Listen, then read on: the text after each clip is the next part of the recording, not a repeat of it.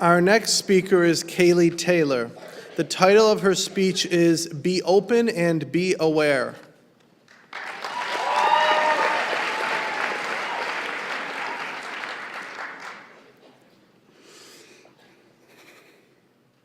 My life was going as expected until he showed up. He changed my life. I stared back at the face that caused so much heartache, the face that caused so much stress on my mother, the face that caused so much pain to my family, the face I never knew enough to hate. With his brown eyes, chocolate skin, and unmistakable facial features, he was still only semi-familiar, but I knew. It was him. That excerpt was from a creative writing piece I wrote for English class. I decided to take themes from my life and mix it with fiction, where Mr. Peterson commented that the best works of fiction have kernels of truth. While thinking of what to write for this speech, I considered many serious and prominent themes that are of great importance to me.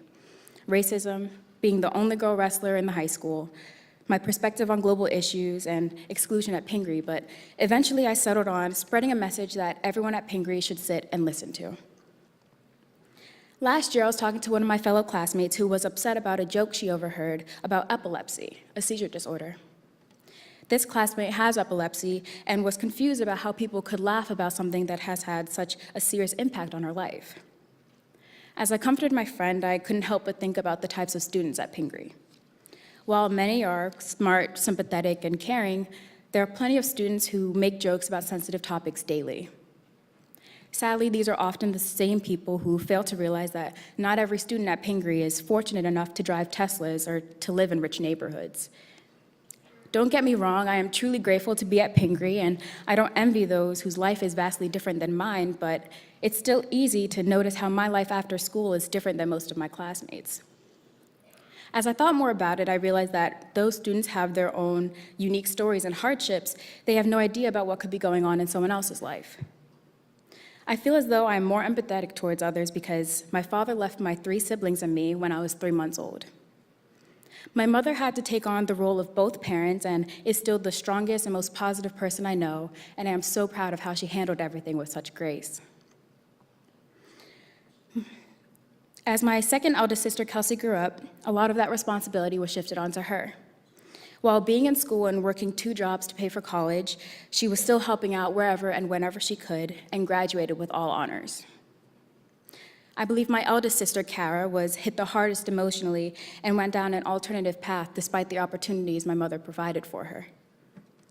Later on, when I was 10 years old, my father refused to pay for half the rent on our home, so we all moved in with both grandparents, 2 aunts, and 2 uncles, one of whom is blind. Soon after, my brother Miles left for boarding school in Hershey, Pennsylvania, while Kelsey and Kara lived on their college campus. I went from being one of 4 to being alone in a big house full of adults.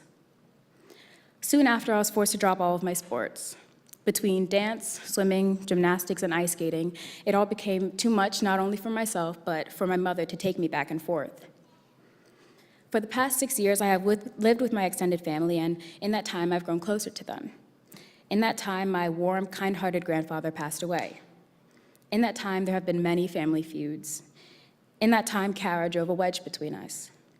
And in that time, both of my aunts were in and out of the hospital, though of 2 different kinds.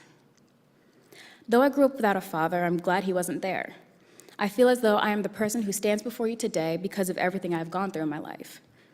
All of those troubles helped add to the kind of person I am and the kind of person I want to be.